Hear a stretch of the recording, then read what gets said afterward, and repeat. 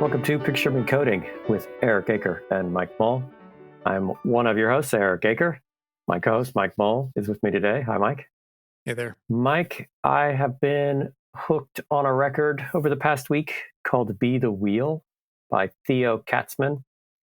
And I want to give a shout out to Randy Edwards. He found out about Theo Katzman's work first and actually recommended him to you, I think. Is that right? That's correct, yeah.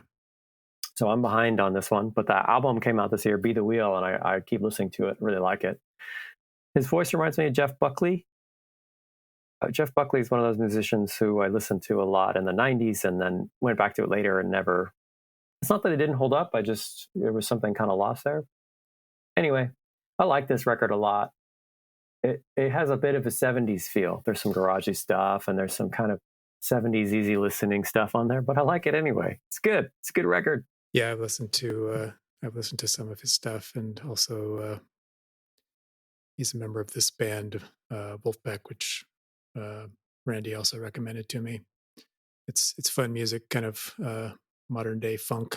That band I have not yet to appreciate. I've listened to them, and I wouldn't say dislike. It's not really working for me at this point. Fair enough. How about you? What do you got? I got my Spotify year-end wrap thing. Like everybody, I hate that thing. It's kind of weird. And apparently I'm supposed to be living in Burlington, Vermont, along with me too. They said we should go live together in Burlington, Vermont. They told me I was a vampire. What the hell are they talking about? I don't know. I don't remember if I was a vampire. Seems unlikely. But probably the most surprising detail was that they claimed that I had listened to 152 genres of music last year, or this year, I guess. And my immediate reaction to that was, why are there 152 genres of music? That seems like too many. When they say things like that, I think I'll bet that partway through a song, they will change the genre it's categorized as, because it changes time signature or something like that. Yeah, it probably goes from being chamber pop to psychedelic folk or something like that. But anyway, the point being that I ended up listening to a genre-specific channel on Spotify called deathcore because it sounded fun, and I got into a couple of bands that were in this station, this channel. One is called Humanity's Last Breath, a very cheerful name, and they have an album out this year called Ashen. I guess there's a number of bands like this that are a lot of them kind of go back to this band Meshuggah that still heard around, but has been anyway. The music is pretty hard, pretty extreme in some cases. I had this thought that if you were to like go to a bar in hell, this might be the house band. But anyway, I like it, and it also makes me wonder what the hell's going on in Sweden, because a lot of these bands are from Sweden, and it just doesn't seem like Swedish sort of thing. So I'm curious now. I kind of want to go there. If we ever get a Swedish listener, perhaps they can enlighten me on what it is about Sweden that prompts people to make music like this. But I used to have friends who were way into Norwegian black metal. Is there a kinship with it there, you think? It's got to be something about those Nordic countries, I suppose, the long winters and the harsh weather and stuff like that. But like the Viking metal has always made a little bit more sense to me because, it's kind of the place. But anyway, this is an interesting genre. So I don't know if that was among my 152 from this year or if this is the 153rd. So you're going to try to boost it up. Yeah. It's interesting. A lot of the bands in this genre sort of disavow being in this genre. So. Oh, Oh, those are good. Those are good genres. We hate this genre. We don't want to have anything to do with it. Right. So at the Drive and Play live once, and when the singer came up on stage, this was actually at Gilman. What was it? 924 Gilman? Is that the name of the club? It's probably still around. Famous storied club in Berkeley. And the singer gets up on stage. They're from El Paso. And the singer says, as we came in tonight, a security guard said, this looks like an emo night. And the singer was like, hate that genre name. Stupid genre name. Did they have the haircuts for it?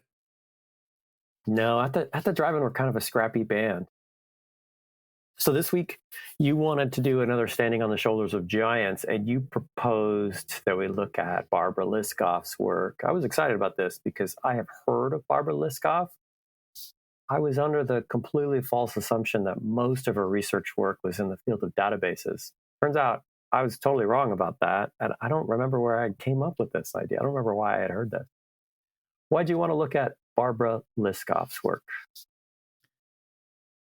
I think kind of like Lamport was our first episode in this series. She's done a lot of stuff and has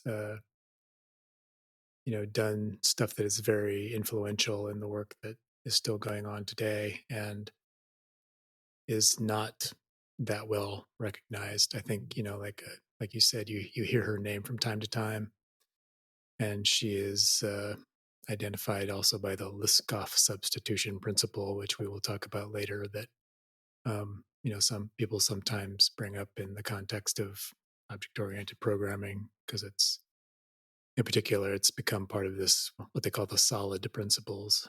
It's the L in solid. So she's not obscure by any sense, but I think her work is probably underappreciated. And like you, I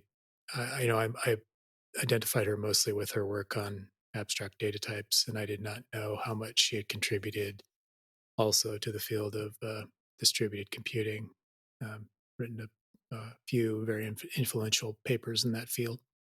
Yeah, same on the latter. I was kind of shocked and a little dismayed how little I knew about her distributed systems work. Can you tell us a little bit about her life, her biography?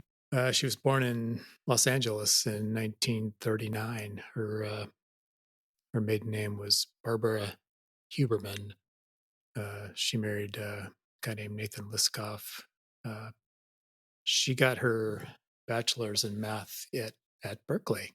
Oh, go Bears. Go Bears in 1961.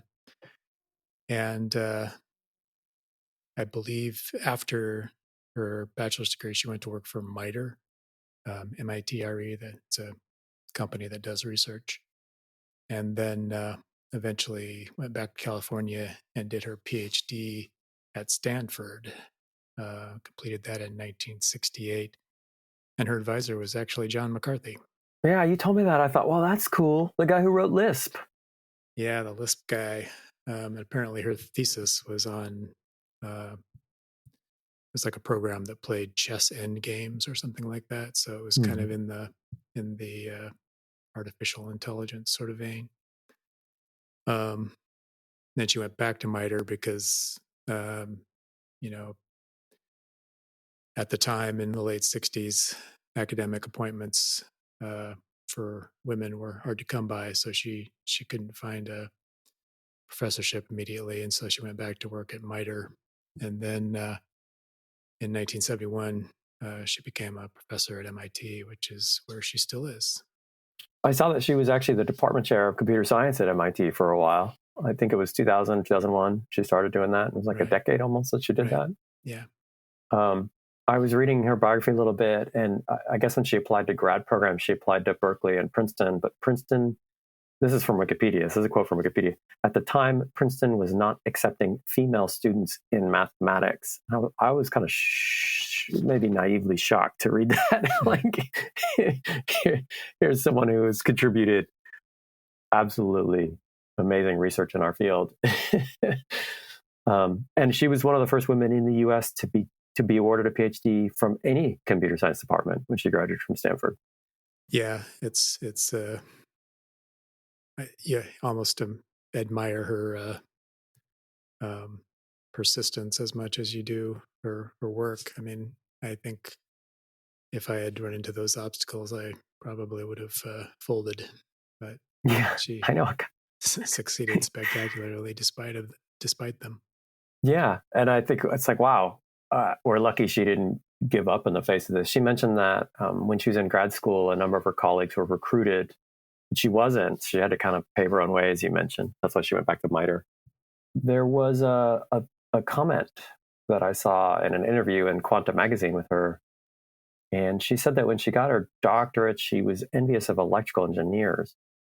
They worked with real hardware with wires, and so they could break up problems in very obvious ways, subdivide problems. I thought that was interesting. And there's this aspect of her career where she's trying to decompose, and in a way that we always try to do when we're solving software application problems, we try to decompose big problems into smaller problems. You see that again and again in her work, I think.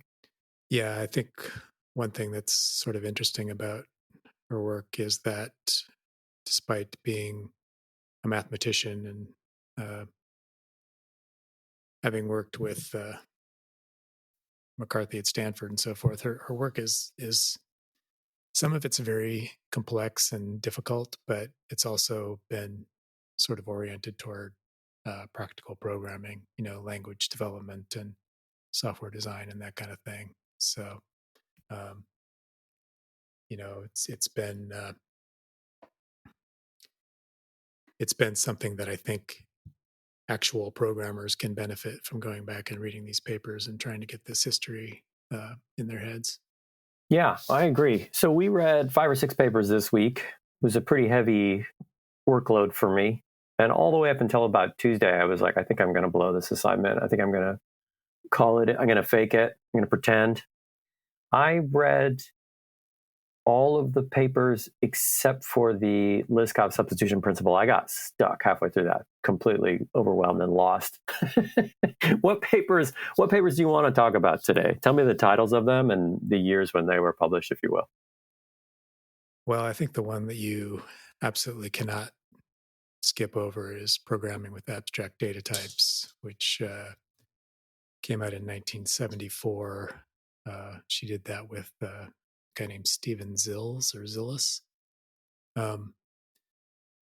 This paper introduced the idea of abstract data types, and it's really been extremely influential.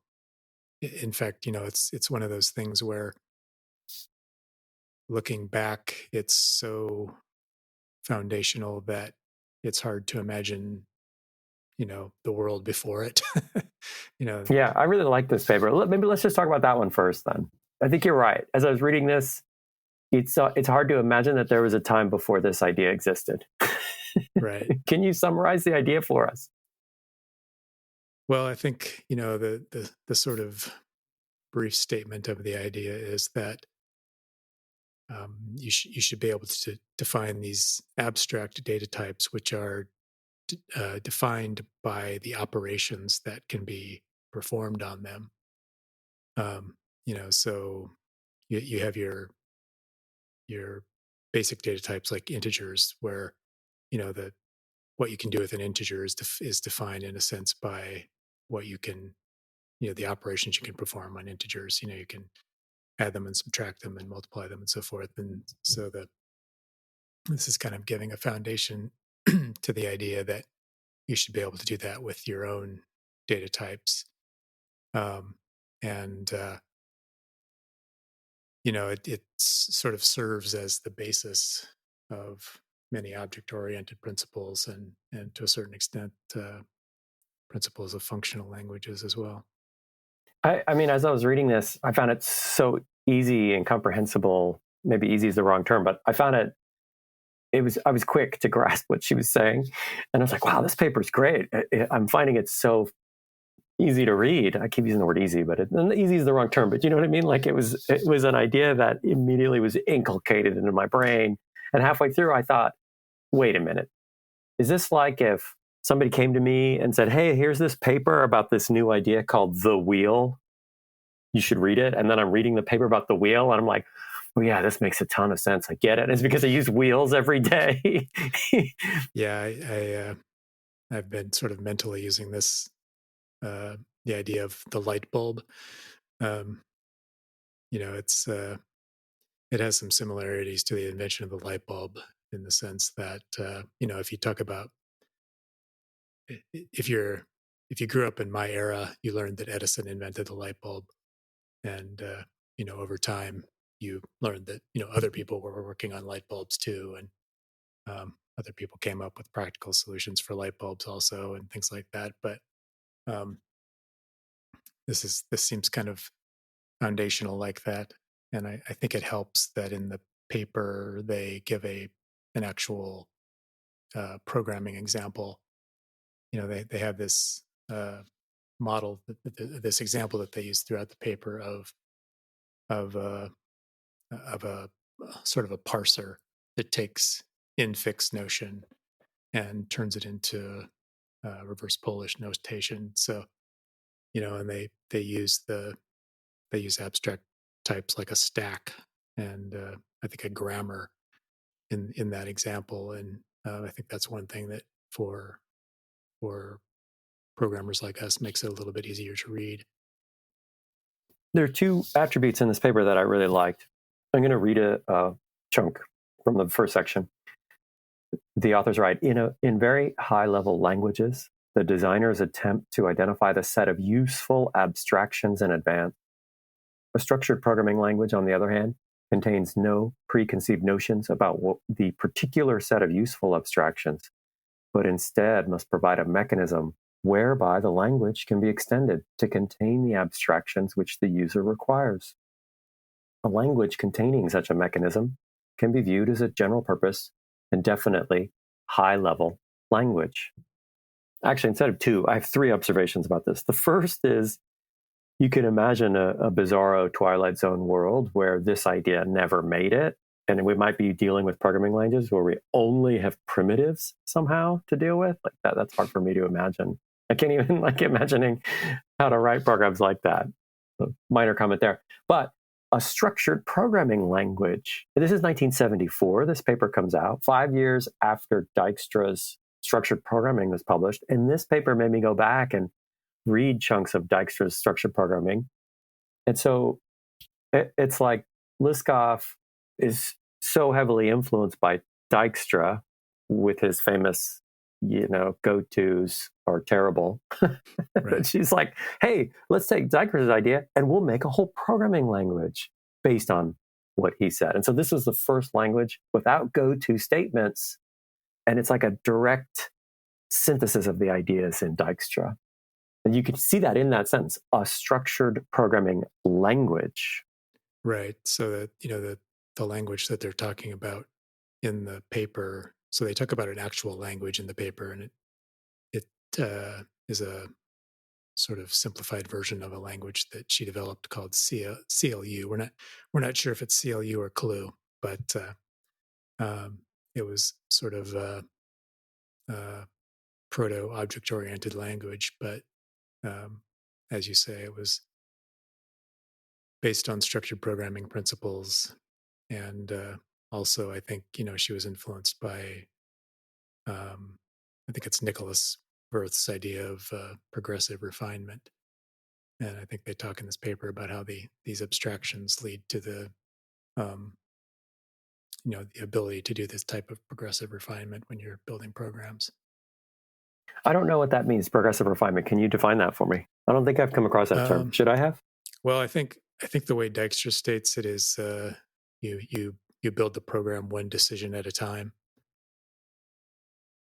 Right. Yeah. So that was the third thing I wanted to mention. And the effort that they're talking about in this paper to build this programming language, it seems like what they want to achieve is the ability to decompose. Like they're trying to build a language that will give them proper tools to properly decompose problems.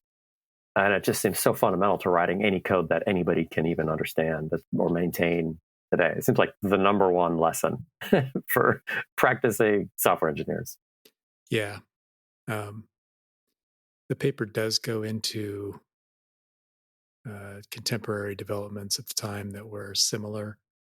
So, sometimes people say that Liskov essentially invented object oriented programming with this paper, and other people object. No, that's not true. Simula 67 was all already around, and that was kind of the uh, progenitor of object oriented programming. Um, she actually, references Simula 67 in the paper and compares how it's different from what she's talking about. So it's not like she's disregarding that. But yeah, I mean, I think without this idea, the development of at least object-oriented programming would have likely evolved a little bit differently. Hmm. There's a subtle aspect of when we talk about decomposition that I think appears in a line in this paper. I think it's obvious when we talk about decomposition what we're trying to do abstractly. We're trying to make it so we have fewer things in our brains to hold at any one time, like kind of like assemble almost hierarchy is the word that comes out of another thing that you were telling me about. And as I move up or down, I can forget things that are not right in front of my face, so to speak. Right. There's a line from the paper: when a programmer makes use of an abstract data object, he's concerned only with the behavior which that object exhibits, but not with any details of how that behavior is achieved by means of an implementation. The behavior of an object is captured by the set of characterizing operations. This is again like a subtle thing, but that we're used to as day-to-day programmers. It's hard to imagine a time before this was that somebody advanced this as a contribution to the field. There's a part in there where they're talking about this example program they have, and they mention that one of the inputs to the function that they're calling is something like the type is something like input file or something like that, and they note that this is a type that lets the programmer just get characters from this abstraction, and uh, allows the programmer not to have to worry too much about the details of the device and how to interact with the device. And I think if you're a 2023 Python programmer, that probably seems like so obvious that it's hard to understand why you would mention it. But you have to remember this was 1974. And in 1974, if you wanted to read something from a file, you very likely did have to know something about the details of the device. And, was it coming from a tape, or was it coming from you might have had a magnetic disk, you might have had a punch card. So, the idea of being able to abstract over the input device was pretty powerful in 1974. Yeah, that's a great illustration. I think that's why I find this. It's a fun paper to read, but it's inspiring to go back in time in your head and think, "Wow, this person contributed this idea, and I need this idea." Right. Thanks for making sure we knew that this was possible. Should we move on to the next one you wanted to talk about? What's the next one? Well, I would like to talk about the paper, The Behavioral Notion of Subtyping, which is where the so-called Liskov substitution principle came Oh from. man, so this paper kind of scrambles my brains. I probably will not have anything useful to say about it. Can I say first of all that for years I've seen people reference the Liskov substitution principle, and in those references, they're like a umbrella of scenarios that they're trying to apply it to, and it has given me the impression that I'm sure some people do, but not everybody, and I'm in the not everybody, really understands what this thing means. Yeah, and I'm probably among them.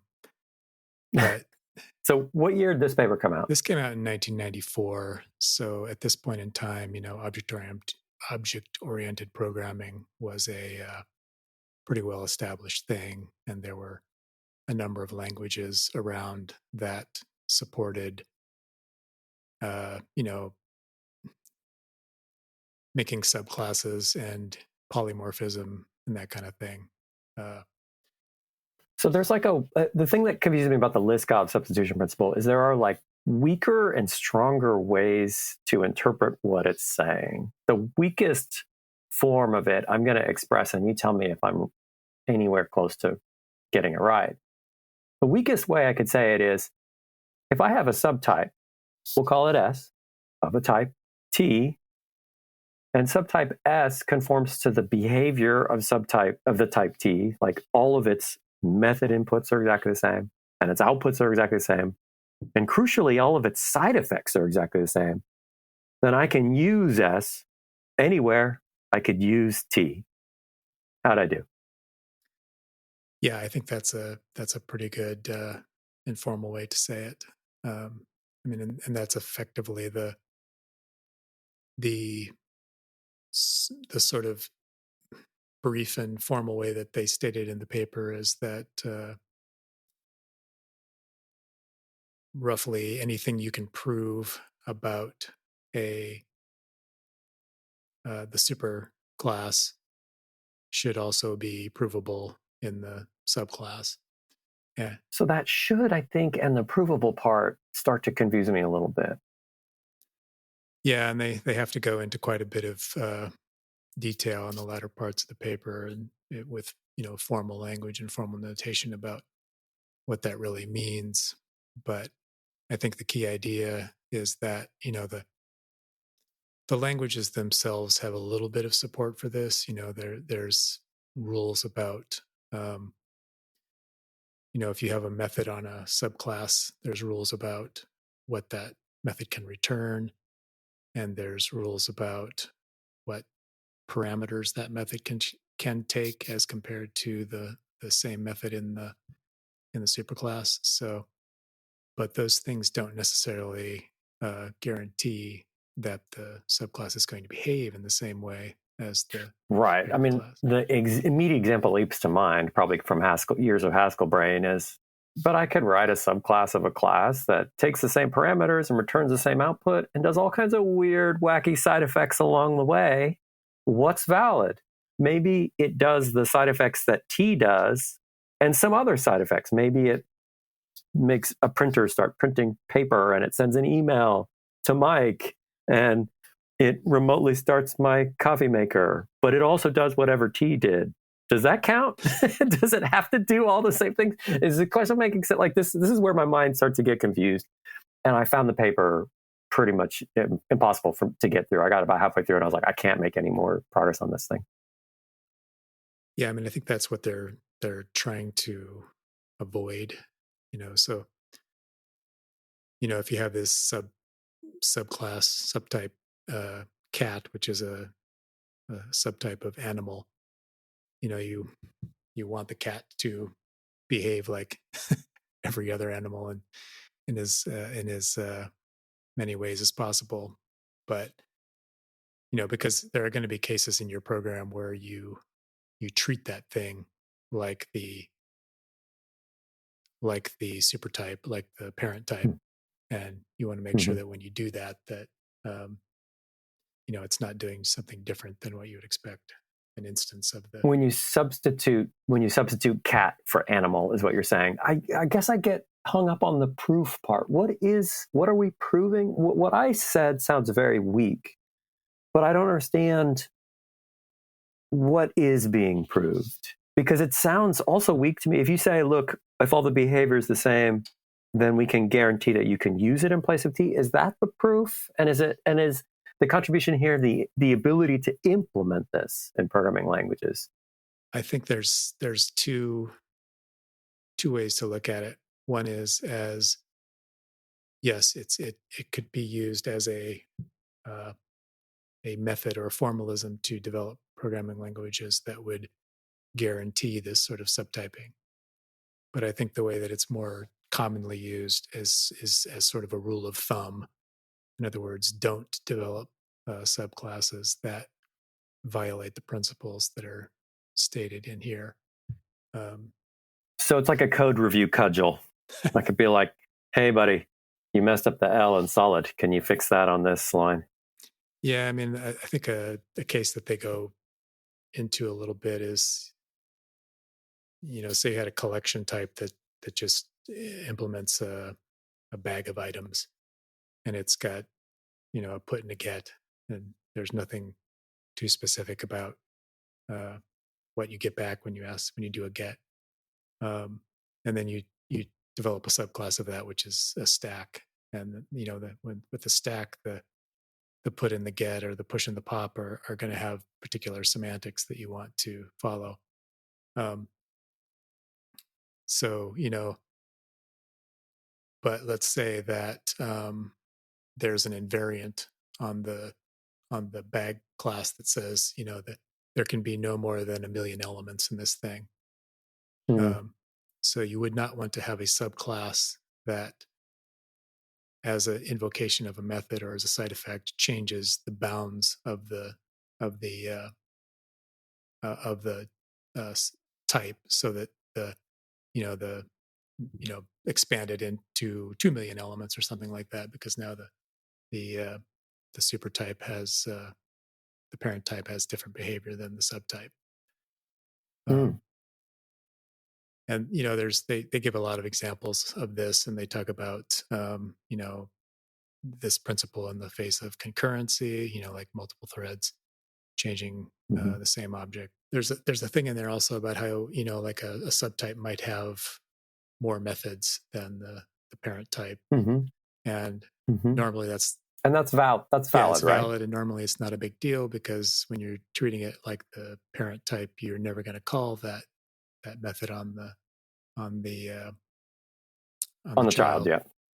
yeah. Um, but you wouldn't want, when that thing is used as the subtype, you wouldn't want it to have some sort of side effect that changes the some invariant in the parent class. So it's I don't know to what extent people use the formalism that they talk about in the latter part of the paper to actually implement um, this type of Mm. subtyping, but I Mhm. do know. I did think of ad hoc polymorphism and structural subtyping, and I honestly, I have to say I get those two terms confused. But what I think about most readily at hand is Haskell type classes, or maybe our listeners might be more familiar with Rust, so like Rust traits.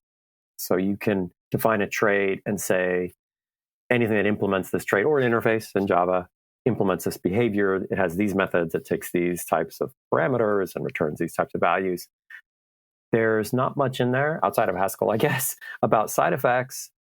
And you're also talking about invariants, which is, I thought, a really interesting example. So if you have a bag and the invariant is the bag can't go over whatever million members, these aren't things that are expressed in these type systems. It's like you have to enforce this as a group of programmers looking at code together. But if you enforce it, there's a proof that you can always substitute one for the other. Is that really right? Is that it?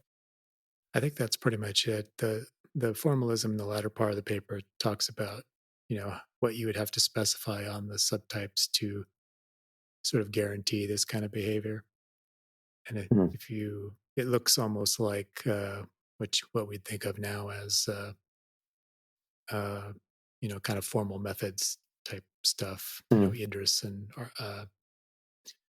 um, even TLA and things like that, where you're specifying preconditions and postconditions and specifying what can be modified. And Hmm. but yeah, I think it's still, if you're especially if you're doing object oriented programming, I still think it works. It's just basically a useful rule of thumb as well. Okay, cool. So if I don't do OP, I could just ignore this. Exactly. So let's move away from this paper, because I has this idea where I'm like, yeah, I get it. No, I don't get it. Oh, wait, I get it. Oh, I lost it again. Okay, we're moving on. So this paper, 1994, abstract data types paper, 1974. And here, the next ones you wanted to talk about are distributed systems papers. And I fancy myself somewhat of a fan of distributed systems, so I liked these papers. I got pretty excited about a few of them. We probably won't have time to cover them all. We may have to come back and do the rest of these in another episode. But what should we start with, do you think? Um, that's a good question. I mean, the paper that I had sort of put first was a paper from 1983, Um, the title is Guardians and Actions: Linguistic Support for Robust Distributed Systems. Why'd you want to read that one? Partially because it's one of her earlier works in the realm of distributed computing. I don't know how deeply influential it was, although I've read that they use remote procedure calls in this the language they're developing in this paper, and I've read that this was kind of one of the first instances of that and kind of popularized the idea. So this paper advances the notion of RPCs, and we have it to thank for that, is what you're saying. Among other things. So another thing I had read is that Liskov had been doing development of this CLU language for a long time, and they'd kind of come to a point where they felt that it was complete as a research project. And one of the things that they had left out of that language was support for concurrency. And so, one of the goals here is they start to develop a new language called Argus, which is a sort of an extension of their prior work. And what they talk about in this paper is essentially ways to deal with concurrency and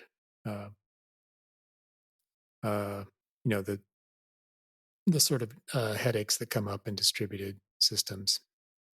The actions in particular are essentially like what we would think of as like a ACID type transaction. Yeah, everything or nothing, right? Right. Yeah, so there's these guardians, from what I understand.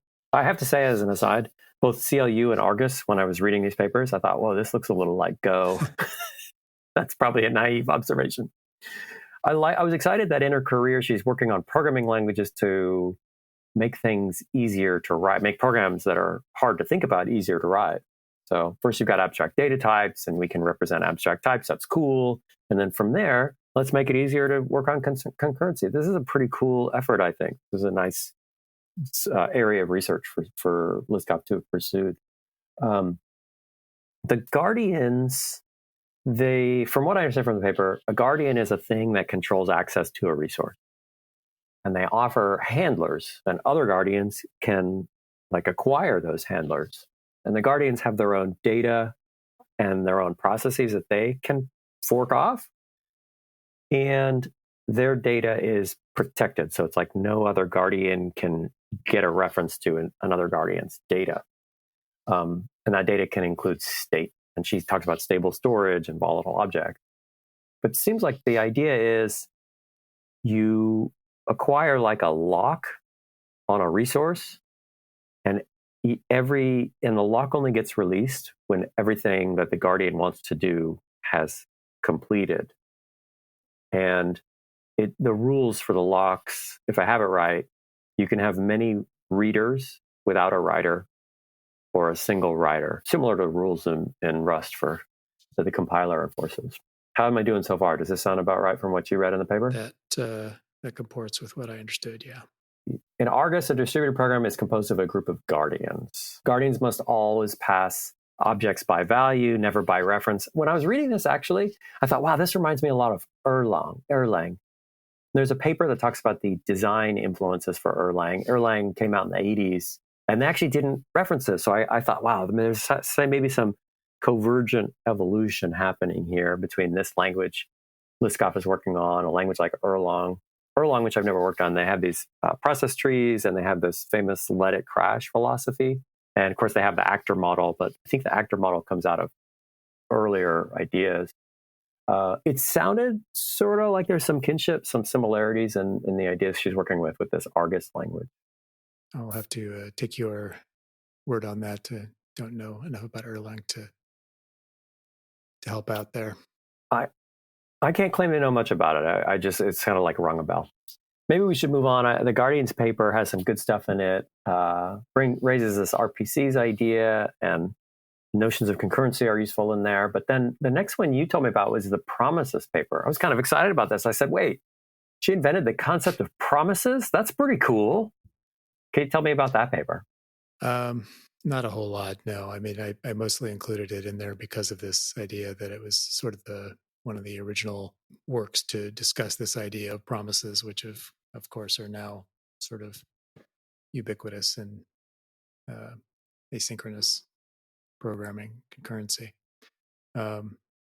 I Again, it's one of those things that it just sort of became part of programming, and I never thought about where it came from. And I guess there were other people who uh, proposed versions of this with different names, but I thought it was kind of historically interesting. Yeah, I think you're right, actually. Promise is a placeholder for a value that will exist in the future, Liskov writes. And I thought, oh, wow, that's cool. It did just become one of those fundamental techniques that we're used to dealing with all the time. This paper, the promises paper, talks about stream composition. I thought that was kind of a cool problem to analyze in the paper. So, you know what? I can't remember the exact example, but it was like I have a grading system and I have one set of processes that want to calculate grades and another set of processes that want to print off report cards. But I really don't want to wait to start printing until all the grades are calculated, because that's not a real efficient use of time. I mean, I just have a stream, right? I'm streaming from one to the other. But this makes a lot of sense. It's something I'm obviously we're used to thinking about anyway. I immediately thought about these stream composition, these tools I've used, actually mostly in Haskell, like the libraries pipes and conduit. They talk in this paper about this keyword in Argus called co-enter. And so you can build a block using this co-enter statement. And it's one of the ways to mark off this stream, like stream composition can happen here, where we can have a streaming set of events.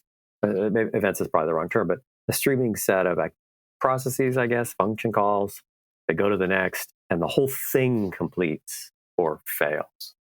This one in the Guardians paper have this everything completes or it all fails concept, which is like ACID, like you mentioned, like this idea of a transaction.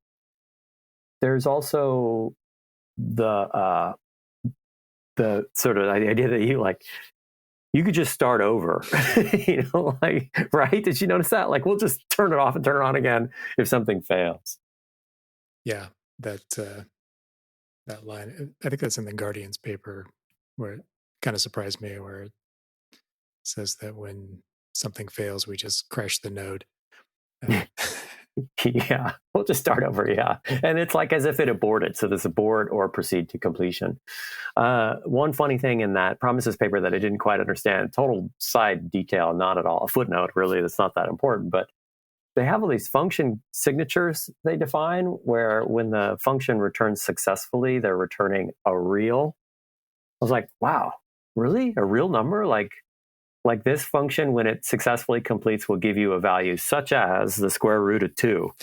And I was like, oh, what am I going to do with that? That doesn't sound that useful. Yeah, I was confused by that as well. I guess that's one of those things that probably made sense at the time. I don't know. The last two that you had mentioned to me, and I got most excited about these. I really like the abstract data types paper. I got super lost in the substitution principle paper. And I think I muddled through pretty well on the Guardians and the promises papers. But I really liked the last two. One was view stamped replication, a new primary copy method to support highly available distributed systems in 1988. And then the practical Byzantine fault tolerance paper in 2002. And actually, I started with the practical Byzantine fault tolerance paper, saw the view stamp replication stuff and went, oh, I should go back and read that. The reason I got so excited reading the view stamp replication paper is I was like 2 pages in, and in my head, just this loud, like, klaxon going, this sounds like Raft. This sounds like Raft. This sounds like Raft. So then I went to the Raft paper, and on the first page, they're like, what did they say?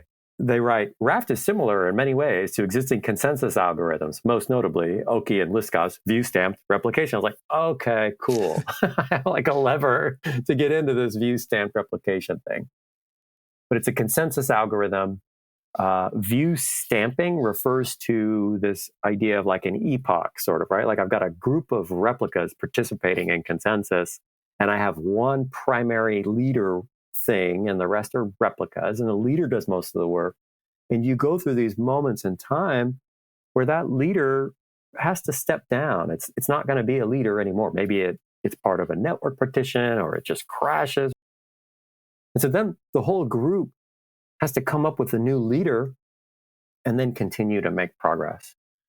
They call these Liskov and Oki write that these are view changes whenever you go from one to the other. And you can have a simple, like a Lamport clock, like a logical clock, where you're like, we're in view change 1. And then that's like an era of events that happen. So you can sort of watch time, quote unquote, pass in the cluster of modules of replicas using this. And similar to Raft, timestamps are unique within a view and form a total order. They are guaranteed by the primary and easy to produce, for example, by incrementing a local counter. Did you read the view stamp replication paper? Or did I just go off on my own and read that one? I think that was mostly you because you got excited about Raft, but it is interesting how influential this has been, and not really that well known. You would think this would be a little bit more. I mean, we've read the Raft paper and the Paxos papers and stuff like that, and I don't recall having seen this before. So, well, you got to speak for yourself on the Paxos paper, but yeah, in the Raft paper, I kept thinking in my head, I've heard of ViewStamp replication, I've heard of ViewStamp rep. Why have I heard of this? And it's because of the Raft paper, because I read the Raft paper. So the Raft paper I've made probably the most progress on in any distributed systems paper, and that's because I tried to actually build it. And that's really the only way I can determine if I really understand what's happening in the paper or not. I tried to actually build the thing. And I can't claim complete success, but I think it did give me a tool to understand Raft, and also to suddenly see Raft is everywhere. Obviously we run Kubernetes, and in Kubernetes you've got etcd, and etcd is a Raft implementation. And you look at Kafka project, and the Kafka project's trying to move away from Zookeeper and implement it on Raft. Raft is all over the place. And to find out that it's based on this ViewStamp replication idea from 1988, which I had heard but never really, it sunk into my brain. And this ViewStamp replication idea, was it invented whole cloth? Like, that's a astounding contribution, I think, to a thing that is now ubiquitous for us. We rely on the benefits of it all the time. Yeah, and I don't even know to what extent, like, Liskov won the Turing Prize in 2008, I think. And I'm not even sure this was referenced there. I think it was mostly for the abstract data type stuff that she was awarded that. So anyway, again, it seems like it's one of those things that should probably have more visibility in our business than it does. More upvotes, you mean? Yeah, should be top 10 on Reddit. The one thing about ViewStamp replication, I was there were a few things. I can't claim to fully understand it. I kind of read it a little quickly because I was like, oh, this is like Raft. This is like Raft. I think I get it. I wasn't quite sure how leader election worked in ViewStamp replication. It seemed vaguely like they might be kind of hand-waving it a little bit. Like, you can pick any arbitrary algorithm, not arbitrary, but you could potentially just round robin the IP addresses of replicas in your node to pick the next leader. The problem is that whoever you pick, they have to have participated in as much consensus as possible. The same problem that shows up in Raft. Like, if I've got 5 nodes and they're at various stages of keeping up to date with what our knowledge collectively is, I would hope that my leader is really up to date, right? My next leader. So I think that there is a comment in there that the state of the cohort with the highest view stamp for the previous view, again, a view is like a moment where you had a specific leader, is used to initialize the state in the new view. So you could sort of like ask the cluster, hey, we're going to have a new leader. What is it that where should we be? And you could have the cluster kind of answer that question. I really liked this paper. I'll probably read it again and try to understand it a little more thoroughly. It's a really good foundation for the last one, though. Practical Byzantine Fault Tolerance from 2002. How far did you make it on that one? That one's a hard one. Yeah, I confess not too deeply. this problem is interesting, and this is also, I believe, the most cited paper um, by Liskov. I think the primary author on this is Miguel Castro. I don't know if he was a colleague or a student, but um, yeah, this is among her most cited papers. And I checked; it is not referenced by the Bitcoin white paper. So That was my first Byzantine fault tolerance. I was like, you mean like blockchain? This is pretty like, I got to tell you, Mike, if I were at work and I were hearing about a problem and I heard somebody say, I really think we need Byzantine fault tolerance for this, I would in my head think, wow, maybe I should quit. That sounds pretty rough. Yeah, I think my initial thought was that person needs to have their ass kicked. That's a dumb idea. I mean, Byzantine fault tolerance, right? So let's talk about Byzantine faults. Going back to Lamport, here's how I usually understand it. This may not be the greatest example. If I have a bunch of servers participating in a distributed system, I may not trust one of those servers for maybe a couple of reasons. One, it might be malicious. Somebody might have compromised that server, and they may be purposely sending crap back to the cluster or stuff to bring the cluster down, right? There's another reason that's not necessarily malicious that I might not trust it. That server might have just lost its mind. Maybe it sends messages which we just cannot decipher anymore because it's just it's participating, or it thinks it is, but it's really blowing it. It's not participating at the level that we're participating. So that's how I think of Byzantine fault tolerance. If we can build a distributed system that can adequately respond to those types of scenarios, then we have Byzantine fault tolerance. But the trick is, it's a whole lot easier. And it's still not easy. Easy is the wrong term. But you could look at like a raft or something. If you want consensus, but you're not worried about Byzantine fault tolerance, you can build a raft. And raft, you can parse messages coming from other replicas, and you don't have to parse and figure out what to do if it's a bad message. You don't have to take the message and ask yourself, do I trust that node? Right. As soon as you start asking those questions, things get quite a lot more complicated. Yeah, and even in the early parts of this paper, they start to talk about,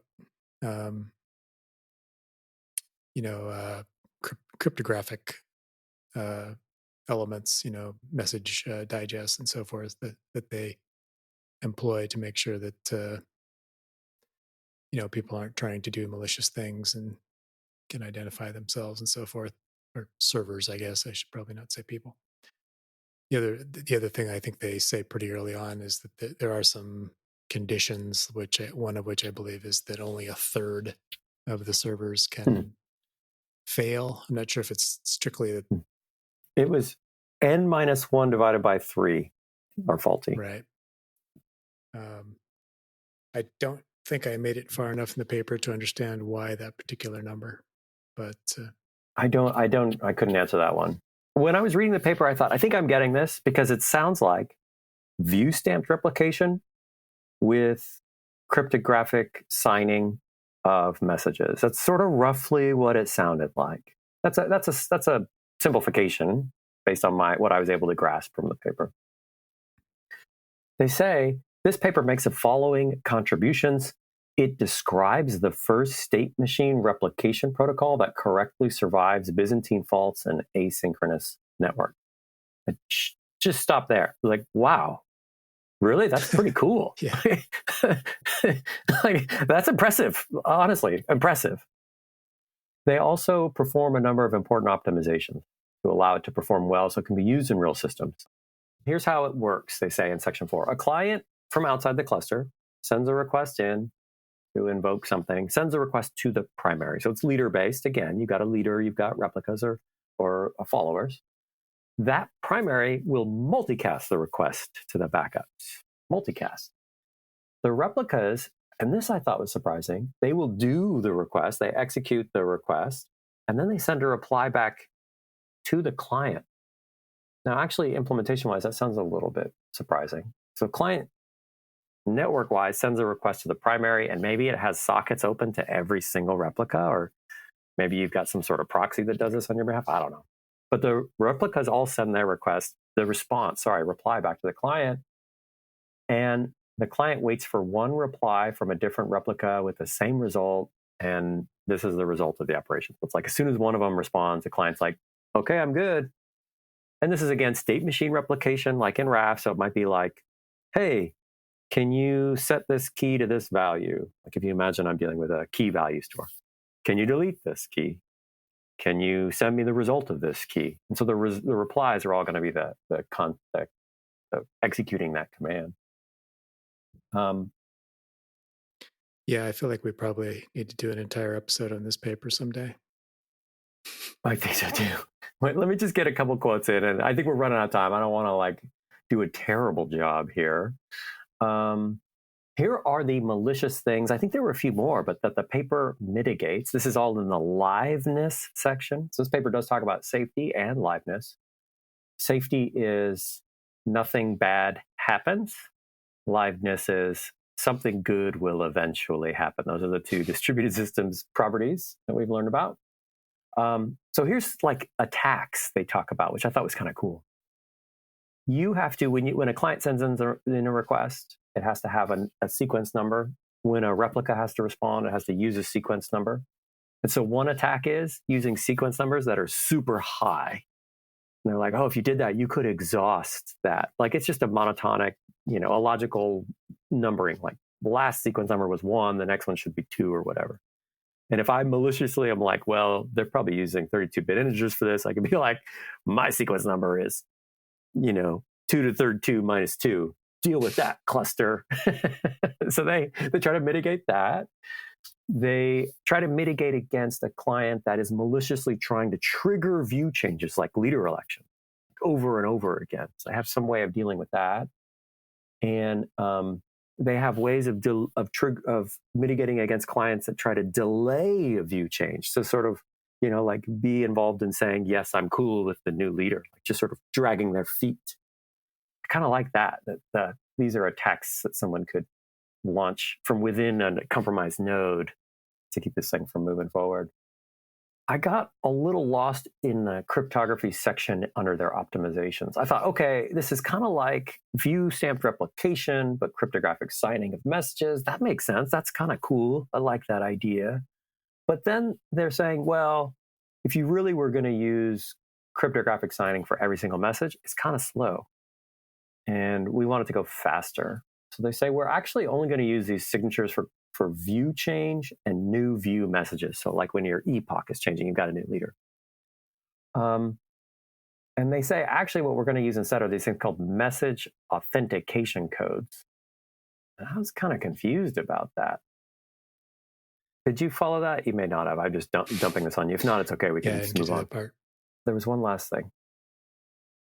Okay, so view stamp replication, they write, and Paxos use views with a primary and backups to tolerate benign faults in an asynchronous system.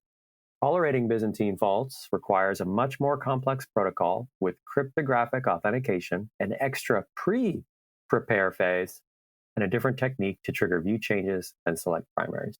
So the changes are we start with view stamp replication, we add on cryptographic signing of messages, we have this pre-prepare phase, which I find difficult to say, and a different way of electing a leader. And I thought, wow, this paper's pretty cool. I don't totally follow. I couldn't build this. I think if I read this paper a dozen times, I might start to be able to think about how to build it. But when I hear Byzantine fault tolerance, I think that sounds hard. And here they are saying, well, you can start with an algorithm you understand and add on these pieces and get to Byzantine fault tolerance. It sounds like a software engineering thing more than I'm pulling this idea out of the ether. It would have never occurred to you. I liked it in that way. It's always interesting when a paper proposes a practical solution to an essentially unsolvable problem. I enjoy that. Yeah, that's a good summation. I think that's why I like that. Okay, it feels practical. I was really inspired by this paper and inspired by a number of these papers. I did kind of slog through the Guardians one, like the Promises one, got totally lost on the substitution principle. I'm impressed by the career of Barbara Liskov, and I'm going to go back to these papers and try to read them a little more closely now that I'm not cramming for the test. Yeah, I'm impressed by the breadth of the work that she has done, and the variety of it is like the Liskov substitution principle paper is pretty mathematical, and she has a mathematical background, so you'd expect that. But some of these other papers are, really pretty readable by software engineers. You don't have to be a mathematician or theorist to understand them, and I appreciate that.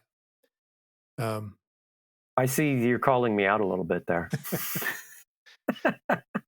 I have seen, I've read a lot of sort of like extra, interviews and summations of her work, and you not surprisingly get a lot of internet commenters who are, if you talk about the ADT paper, people will say, well, people already knew this was already around, or this was already in Simula 67, and so this wasn't really that novel. People talk. That's kind of lame. Do you think it's because she's a woman, the same kind of career struggle she's had? Yeah, that's lame. That's my suspicion. I've seen people criticize the ADT paper on the basis of that, there was already work on type theory going on in the 60s, and ML came out in the 60s. And I don't know, going back to the light bulb analogy, it feels to me kind of like, it's kind of like somebody saying, well, Edison invented the light bulb, but he didn't invent a theory of light bulbs. So does it really count? And so it's yeah, I feel like there's probably a lot of, it's sad that in 2023, somebody who's done this level of work and been recognized with the highest honors in the field is still, swimming upstream against guys in their basements who seem to know better. That is sad, but it is great work. I'm very glad to have read these papers. Thanks for the suggesting the topic. I got a little intimidated by some of these papers, but man, there's some great stuff in there. Yeah, I think I will probably revisit much of it. Yeah. All right, cool. This has been Picture Me Coding.